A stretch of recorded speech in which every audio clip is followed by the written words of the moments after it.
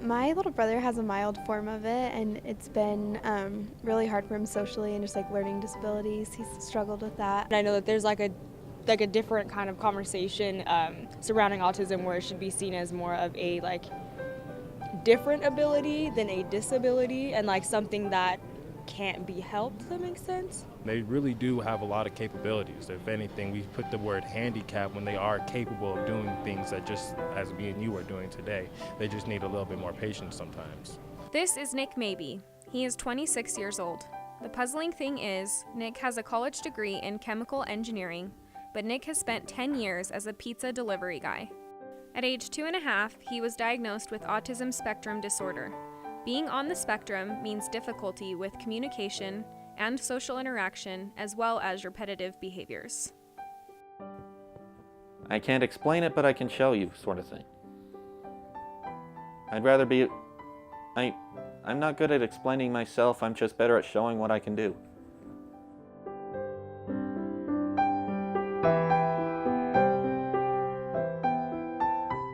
What does Nick want to show you? That even though he has his chemical engineering degree and can do the job, he can't get past the job interview. Nick is not alone. The unemployment rate for people on the autism spectrum is 80 to 85%. Despite education and capabilities, they're either unemployed or underemployed. Nick's challenges with autism started as a baby. See, he was always a really hard baby. He was really a nervous baby. We brought him home from the hospital and he cried all the time. He didn't sleep. For the first, I think, 10 or 11 months, he didn't sleep through the night. He was up every hour or two and cried, just constantly cried. I thought that I was doing something wrong. I thought I was a bad mom. As he grew, it was evident that something wasn't quite right. Nick could not interact or communicate like other children. He ran up to me to tell me something, and which was unusual because usually he didn't do that. And he got right in my face and went like, got really intense, and he looked at me and I could tell he had something he wanted to tell me and he just didn't know how. And he ran over to the coffee table and hit his head so hard, just started bashing his head against the coffee table as hard as he could, and he ended up having bruises all over his forehead. And I remember at that time thinking, something's wrong, and I can either continue to ignore this and be selfish, or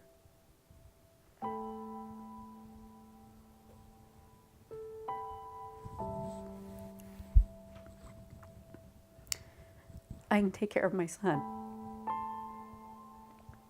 like I should. She did take care of him and discovered that Nick is typical of kids on the spectrum. She thought she was alone until doctors sent her to what is now the Carmen B. Pingree Autism Center of Learning.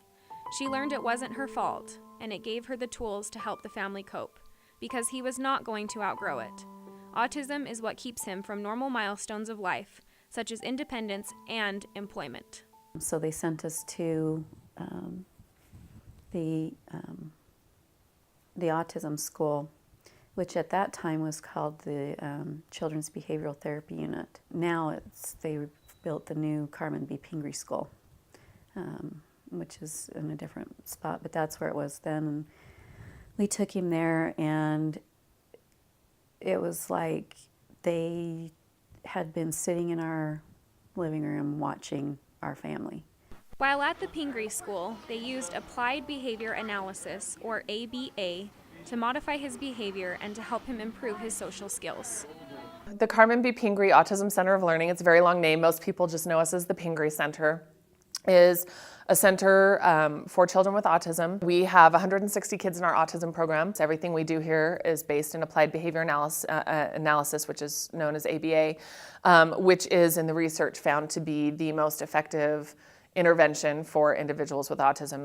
So one of the primary goals of our center, beginning from preschool on up, is to have the kids be able to go back to their neighborhood school with their siblings and with their peers into a less restrictive setting. This is one of the most restrictive settings, and so the approach that we use, the applied behavioral analysis intervention, helps to really target the difficult challenges they may have with learning. Although his communication and social skills grew in his time at Pingree, Nick continued to struggle with the lifelong challenges that come with being on the autism spectrum. Autism also took its toll on the family. Nick did the best he could with the life skills he learned from his parents and teachers. It was time for Nick to make the move to public school. 2 elementary schools later, the children made it difficult. They made sure Nick knew he was different. When I was in 5th grade, I was bullied on a daily basis. No matter what my teacher or even the vice principal did, or they still wouldn't stop. One time they even went so far as to create this 6-foot rule where I couldn't be within 6 feet of them, and they would stand up in front of the bathroom in order to keep me from going in because I would follow them. This bullying was relentless for several months. Nick's parents couldn't stop it. I was at home. I was waiting for Nick to come home from school, and I happened to walk by the front door, and I looked out, and we had across the street was a ravine, and Nick was standing at the bottom of the ravine, and this kid was standing at the top, leaning over and shouting in his face, and just swearing at him, calling him a girl, calling him all kinds of names, and just totally abusing him. And I opened the door and ran out there as fast as I could, and as soon as that kid saw me, he took off. And I was really upset, and Nick was crying, and I brought him in the house, and I called the school. The abuse had a profound effect on Nick, both mentally and physically. Made me depressed. I gained 20 pounds in like a matter of a few months, and keep in mind this is 5th grade, so it's like a huge amount for that age. Nick's parents didn't know what to do. They decided to transfer him back to his previous school. At least not all of the kids made fun of him there. In fact, he had made 2 lifelong friends, Miles Bell and Kirby Barker. So it was me that was saying something about Nick, just trying to fit in, and then Miles came over because Miles already knew him by that point. And he's like, let me explain a few things to you, and basically took me aside and told me what was going on. I think if more people would have given him a chance, that they would have seen that he's super smart, or that he was fun to play at recess with, that he was good at sports, that I think they just didn't give him a good enough chance. Because of getting to know Nick now, I would do the same. I would take someone aside and, hey, there's something a little different maybe, but it's not something that he chose, so. Miles saw in elementary school what employers still can't see 20 years later. Nick's capable, he's just different. With autism, it's the same old story at all ages. You just don't get a chance. And high school was no different for Nick. Basically, they made me out to be some sort of stalker when I wasn't. And just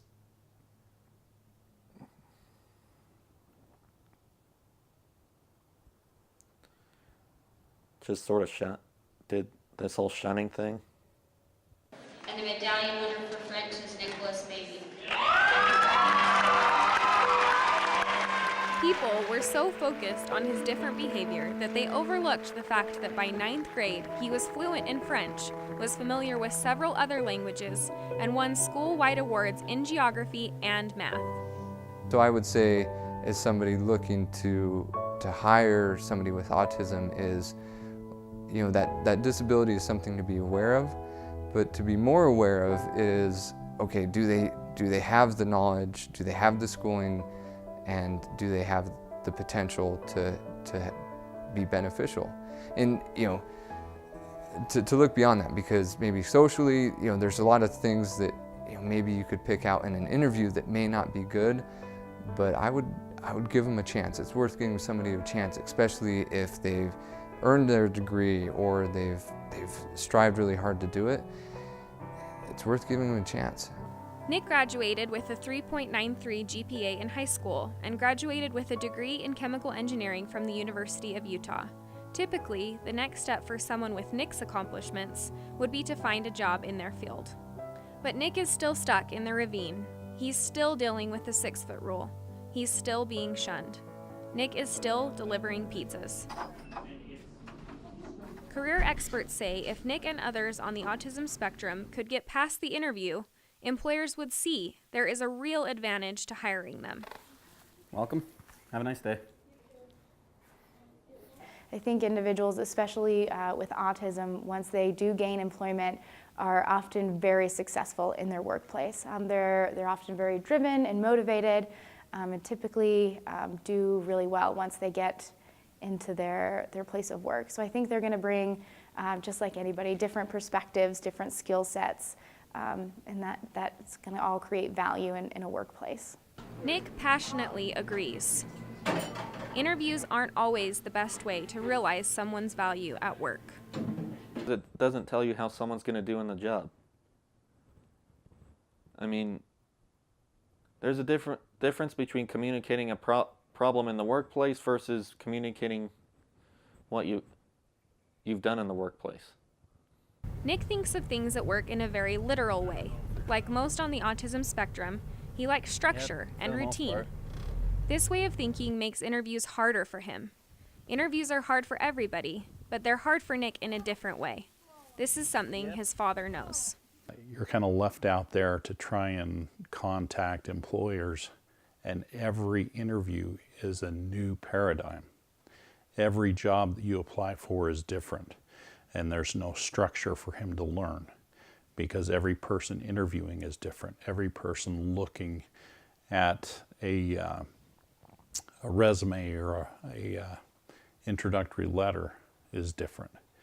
And so it's difficult for him to adapt to something that is constantly changing. Nick has always thrived and insisted on routines and schedules. He has worked really hard to adapt to change and new situations, but it is still very stressful for him. The same is true in an interview situation. Let's see, there was this one interview I was asked what is one thing that your enemy would say about you? And I was like, what kind of question is that? And then I was all like confused, and he's like, it's the same as what's your greatest weakness? And I was like, yeah. And I also have a problem with when they ask the same question but in a different way, and I'm like, in my head, I just answered this. Or like when they do the tell me a time questions, those are the worst. In addition to delivering pizzas at Z Brothers Pizza in Centerville, Utah, Nick has a part-time internship at Power Engineering in Salt Lake City. I work as an intern in a lab doing testing for boilers and cooling towers. Testing usually their water or their glycol, which, by the way, is one form of refrigerant that's used in a lot of buildings. Although the work is more in line with his degree, he is still underemployed and would like to find a full-time job in his career field. What else does Nick want? I just want a life where that can be stable. Or I can be on my own, just making enough money to live like everyone else. Why do you think that's not happening? Because I can't find a job. Nick could be independent if he made enough money to move out of his parents' home. His current supervisors know that he can handle a full-time job. Nick has an excellent work ethic, and he is very dedicated to his job.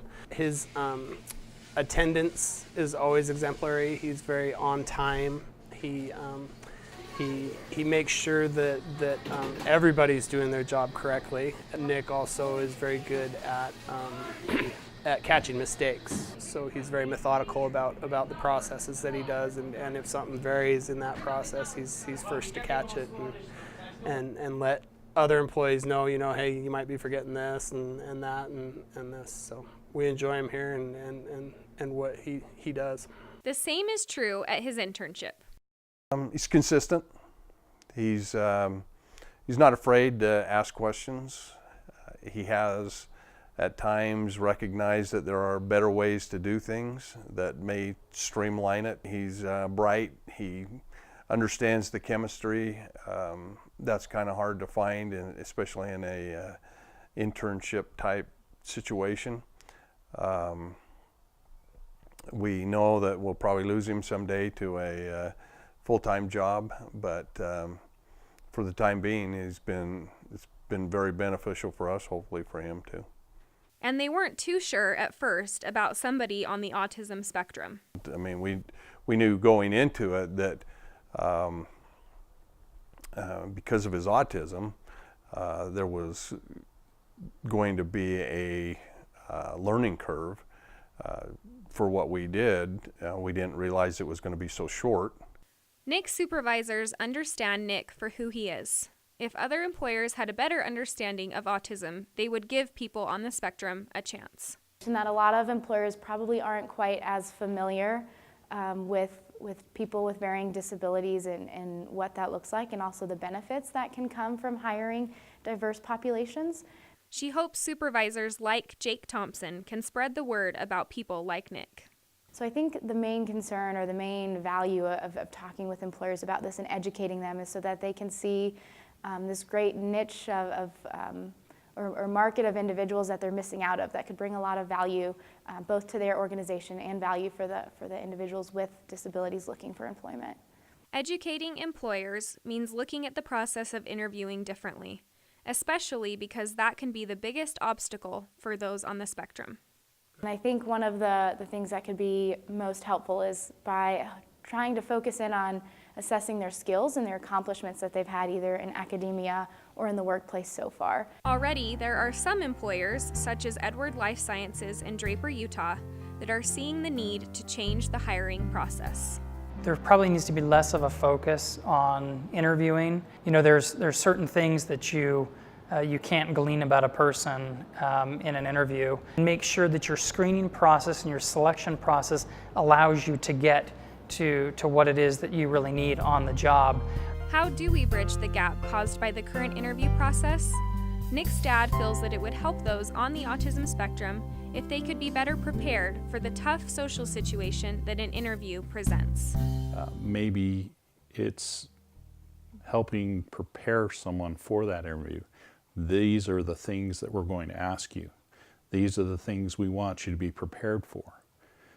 If someone on the autism spectrum knows what they're getting into, they're able to articulate their skill set better. They're also able to interact with them better because it's not something that causes as much anxiety when it's a known question that's being given to them. They can be prepared for it.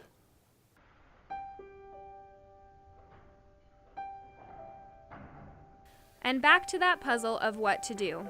Employers can think creatively to accommodate those on the autism spectrum and allow them to showcase their skills rather than having to talk about them.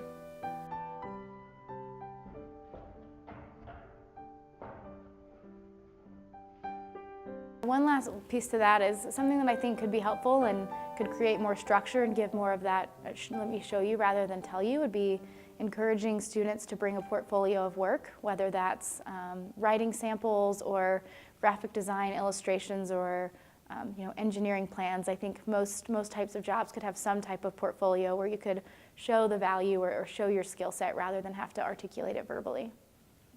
Nick and others like him face lifelong challenges that they have to overcome. He is an example of adapting to our world and trying hard to be like everyone else. It's important that our society tries a little bit harder to understand and make room for the unique perspectives and abilities of individuals on the autism spectrum. All right, the ratio of the avocado oil to the monounsaturated fats to polyunsaturated mean that it's better for cholesterol. And why I use it instead of olive oil is because although olive oil tastes better, I reduce the risk of burning with avocado oil. why? Because avocado oil can be heated to 500 degrees, whereas with olive oil it's 375. How do you know that it is 500 degrees opposed to 375? It's on the back, on the side. A lot of employers need to look through the shell of autism and see the treasure that's on the inside. But I think employers, maybe we've asked these individuals with autism to do as much as they know how to do. And maybe we need to meet them halfway. They want to contribute to society, they feel useful, just like we do. And I think employers need to be more patient. I think employers need to be a little more accommodating and give them a chance to show what they can do. If Nick can find a good job, if someone will give him a chance, he can finally get out of the ravine. If Nick and others on the autism spectrum are given the chance to show what they can do, the future is brighter for them and for us. They can finally have what everyone wants and deserves in life: independence and stability. I can't explain it, but I can show you, sort of thing. I'd rather be... I'm not good at explaining myself, I'm just better at showing what I can do.